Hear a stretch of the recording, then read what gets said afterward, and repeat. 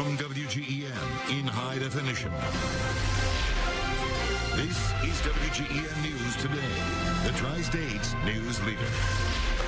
New this morning, a new measure in Illinois aims to address the state's teacher shortage. New this half hour, we are live with reaction from a retired substitute teacher on how the move will affect her. And new this morning, today is the final step for the top 3 candidates in the search for Quincy's next police chief. Good morning. It is Friday, April 29th, 2022. I'm Natalie Will. And I'm Blake Salmon. Good morning. A lot of precipitation in the forecast, a very active weather week that people need to be concerned about. Yeah, showers and storms as we head into the weekend. Let's get to meteorologist Whitney Williams for a look at our forecast on this Friday. Whitney? All right, well, this morning is starting off noticeably warmer for this time of year as we're sitting in the 50s and through the day today. Typical daytime highs in the 60s. But, of course, the main focus of the forecast remains on the rain. We have some right now that's mainly been hanging out on the Missouri side of the Tri-States, but it's inching closer to the Mississippi River. So it's going to continue to move eastward as we head through the morning. So we're going to have to deal with these morning showers. Some of them definitely on the lighter side, but you can see those yellows popping up from time to time, showing you the heavier downpours, and we've even had a few flickers of lightning over there on the far western tier. This will move through into the morning, but off towards our west, look what's just north of Kansas City. It's hard to miss those yellows, reds, and all those flickering lightning bolts. That is going to be headed our way. Now, it is going to be weakening a bit as it moves into the area today, but this afternoon still expecting some very heavy downpours from that. And then another round is expected late overnight tonight into tomorrow morning. So coming up here in just a couple of minutes, I'll go through more details on each batch of the rain. Thank you, Whitney. New this morning, retired teachers are seeing more work as school districts are using them to make up for manpower in the midst of this teacher shortage. In order to ensure that they can work longer without impacting their pension benefits, the governor recently signed a measure that increases the amount of hours retired teachers can work. WGEM's Ryan Hill is live in Quincy with that reaction. Ryan, good morning. Good morning.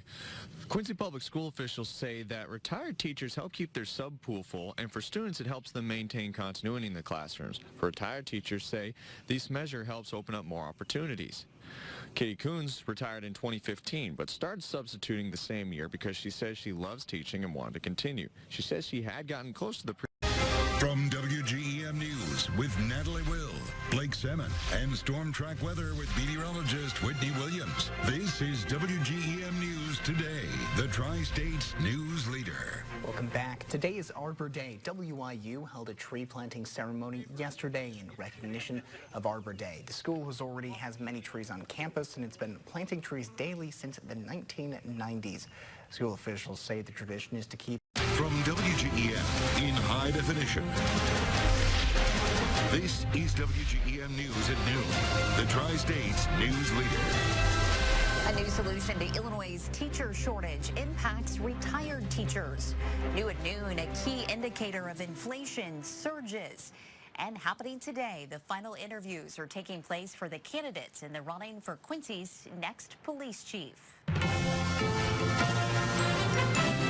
First, WGEM News at noon begins with an update to breaking news. A Hannibal woman is charged with arson following a house fire. Hannibal police announced this morning that Cheyenne Vocal was charged with second-degree arson. Hannibal fire officials say the arson fire yesterday morning started in the downstairs unit at 902 Fulton Avenue. It caused substantial damage and did spread to the upstairs unit. They say no one was home at the time of the fire. Happening today, it is the final day of interviews for the top 3 candidates in the running for Quincy's next police chief. Last night, the candidates participated in a public forum. This morning, they met with a stakeholder group, and very shortly, they are scheduled to meet with the board of the Quincy Fire and Police Commission. From WGEM in high definition with Natalie Will and meteorologist Whitney Williams. This is WGEM News at noon, the Tri-State's news leader. Welcome back. There's new information that a whistleblower complained to the FDA about safety concerns months before baby formula was taken off store shelves. This comes after the company recalled 3 popular brands of powdered infant formula back in February. Multiple babies got a rare and serious bacterial infection. 2 babies died. The former employee reported poor cleaning practices, falsified records, and instances where workers knowingly put out formula that may have been contaminated. From WGEM in high definition. This is WGEM News at 5, the Tri-States news leader. Coming up, Iowa is taking steps to boost tourism in the state. Plus, more resources are being put into higher education in Illinois. And Quincy Public Schools is working to accommodate new students. We will get to that story in a minute. But first, the trial for a Springfield man accused of carjacking and sexually assaulting an Adams County woman is pushed back again. From WGEM News, with Mackenzie Henderson and Storm Track Weather with Chief Meteorologist Brian Inman. This is WGEM News at 5, the Tri-States news leader. New at 5, a new study published through the University of Wisconsin has found that Lee County, Iowa, ranks the second least healthy county in the state. The study takes into account mental health factors and physical health factors. From WGEM News, with Mackenzie Henderson, Storm Track Weather with Chief Meteorologist Brian Inman, and Sports Director Tony Cornish Jr. This is WGEM News at 6, the Tri-States news leader. Well, Tri-State University is one of several Illinois universities and colleges that will get some extra state money for campus improvements. 100 projects to fix buildings, sidewalks, and other infrastructure had been delayed due to lack. From WGEM News, with Mackenzie Henderson, Storm Track Weather with Chief Meteorologist Brian Inman, and Sports Director Tony Cornish Jr. This is WGEM News at 10, the Tri-States news leader. Well, it's the last special flavor allowed in U.S. cigarettes, and the Food and Drug Administration is now proposing a ban on menthol in cigarettes and cigars. Health advocates say the major shift could save tens of thousands of lives. Mandy Gaither has more.